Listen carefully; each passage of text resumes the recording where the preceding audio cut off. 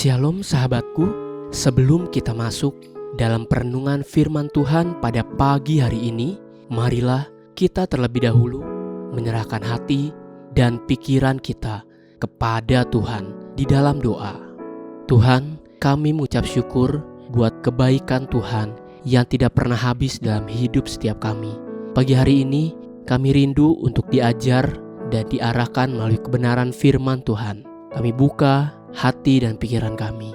Haleluya, amin. Pagi hari ini kita akan merenungkan kebenaran firman Tuhan dengan tema menyimpan janji Tuhan. Sebuah tema yang mengajak kita untuk belajar rendah hati dengan memeriksa kembali sikap hati kita di hadapan Tuhan. Mari kita buka Alkitab di dalam kitab Lukas 2 ayat 16 sampai 20. Demikian firman Tuhan.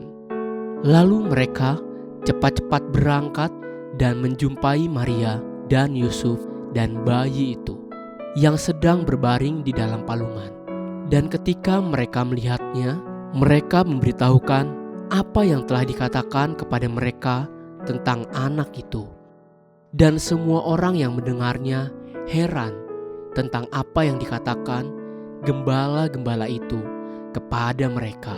Tetapi Maria menyimpan segala perkara itu di dalam hatinya dan merenungkannya. Maka kembalilah gembala-gembala itu sambil memuji dan memuliakan Allah karena segala sesuatu yang mereka dengar dan mereka lihat, semuanya sesuai dengan apa yang telah dikatakan kepada mereka. Berkali-kali dituliskan tentang Maria yang suka menyimpan firman itu di dalam hatinya. Ketika malaikat Tuhan datang memberitahukan apa yang akan terjadi baginya, Lukas 1 ayat 28 sampai 29 dan ayat 38 berkata demikian. Ketika malaikat itu masuk ke rumah Maria, ia berkata, "Salam, hai engkau yang dikaruniai, Tuhan menyertai engkau."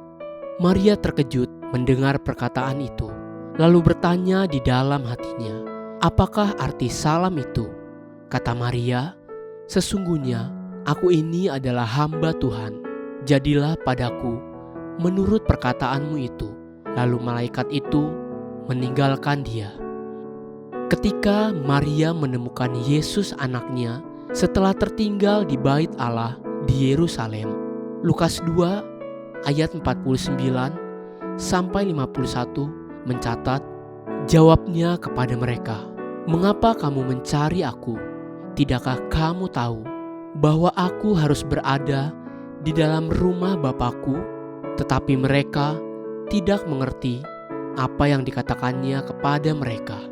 Lalu ia pulang bersama-sama mereka ke Nazaret, dan ia tetap hidup dalam asuhan mereka. Dan ibunya menyimpan semua perkara itu di dalam hatinya. Maria adalah pribadi yang luar biasa, di mana kita gereja Tuhan dapat belajar banyak daripadanya. Maria merupakan salah satu contoh pribadi yang sering kali menyimpan firman dan perkataan Tuhan di dalam hatinya.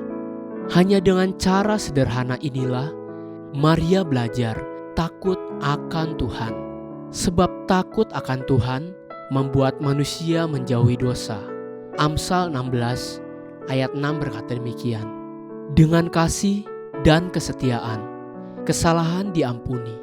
Karena takut akan Tuhan, orang menjauhi kejahatan. Hal sederhana inilah yang membuat Maria terus-menerus terjaga dan terpelihara, bahkan dihindari dari dosa-dosa, sebab dia suka menyimpan firman itu di dalam hatinya. Bukankah demikian yang Mazmur 119 ayat 11 katakan, "Dalam hatiku aku menyimpan janjimu, supaya aku jangan berdosa terhadap engkau." Hati manusia itu memiliki ruang memori yang dapat menyimpan banyak perkara. Manusia bisa menyimpan kekecewaan, sakit hati, bahkan kepahitan di dalam hatinya. Tapi manusia bisa juga menyimpan janji-janji Tuhan di dalam hatinya. Itu pilihan kita sendiri. Pagi ini, belajarlah dari Maria. Gunakan memori hati kita untuk menyimpan janji-janji Tuhan. Haleluya, sahabatku, biarlah firman Tuhan pagi ini menjadi terang bagi langkah kita dan kekuatan bagi perjalanan hidup kita sepanjang hari ini. Mari kita menutup renungan ini dengan doa. Tuhan yang baik, terima kasih untuk kebenaran firman-Mu yang telah kami dengar. Tuhan Yesus, kami mau menyimpan janji-janji Tuhan dalam hati setiap kami. Biar kami boleh terus berharap hanya kepada Tuhan. Amin. Jesus loves you and so do I.